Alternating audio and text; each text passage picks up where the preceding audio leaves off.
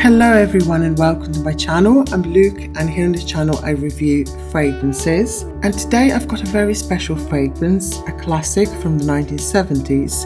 Yes, it's none other than Aliage from Estée Lauder, launched in 1972, created by Bernard Chan and Francis Carnel.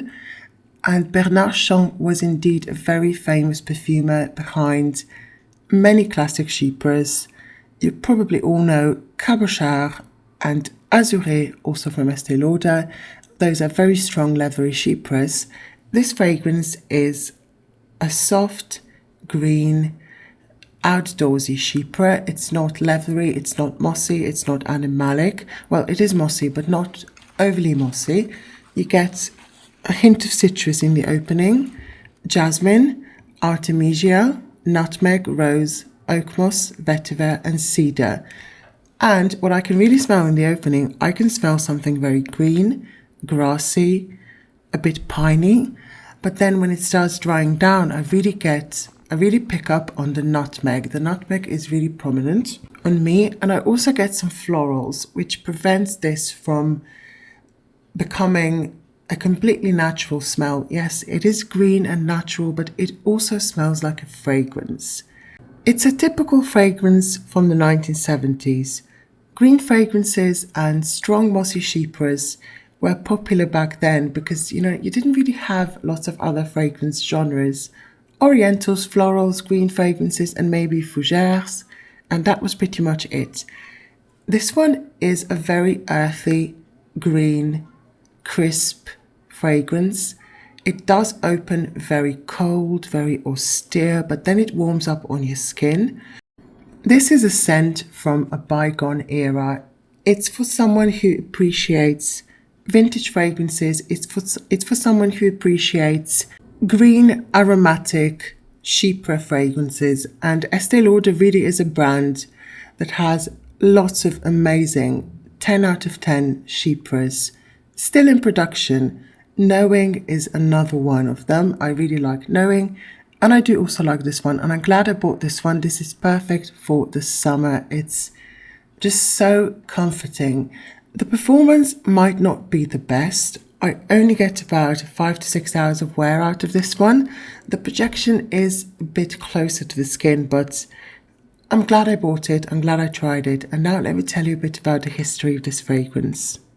We have to understand this fragrance as a product of its time. It came out in the late 70s, and by the late 70s, the environmental movement was in full swing. It started in 1970 when the very first Earth Day was held on the 22nd of April, and the environmental movement of the 70s was nothing like the sustainability movement of today, which is very politicized, and it's all about, taxing CO2 emissions, greenwashing, green propaganda. It wasn't like that back then, and I really don't like to get political on this channel, but this is important. And when it comes to perfume trends, the 70s saw a shift towards more natural, earthy, green-inspired fragrances, and they were moving away from those heavy orientals and chypres of the 50s and 60s, and they gravitated to lighter, fresher scents, even though chypres were still strong. But I do have to say, this fragrance has green notes, herbs, some citruses, woody notes, and it's not a true chypre. This is not your chypre that bites. This doesn't really have a bite. This is very smooth and very wearable. And my mum says, despite being green, this still smells like a fragrance, and it does. It's a soft, sophisticated, green, slightly floral, slightly spicy fragrance. And I really believe the whole marketing and the whole idea behind this fragrance was influenced by the late 70s environmental movement and aesthetic that was popular at the time. This fragrance was advertised as the first green fragrance, the first sport fragrance, and they said, well, there was nothing else like it in the world, and only one woman could have created it, none other than Estée Lauder. and the advertisement read, "Take a deep breath, you're in the country and you're wearing Aliage."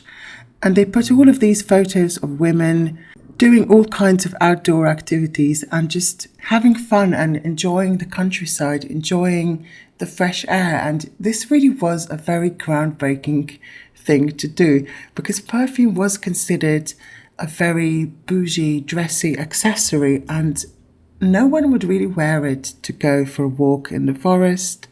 No one would really wear it to walk their dog.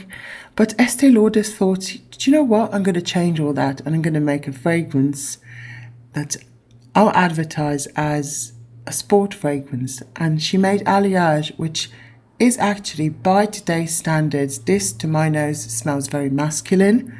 I'm wearing it today, and to me this smells a bit aftershavey, and it could easily be mistaken as a men's fragrance nowadays, but it is very, very, very elegant and chic in a natural way. And I really like it, because even though it's green and woody and mossy and all that, and it's a chypre obviously, it does smell like a fragrance. And when my mum tried it, because she was born in 1972, when this fragrance was released, and she really wanted to try it, so I bought it and we tried it, and she said, "This still smells like a fragrance to me. This is not that green and natural. It still smells like a fragrance." So even if you bought this back then, you could still wear it as your everyday or special occasion fragrance. And if someone asked, "What are you wearing?" you would just say, "Oh,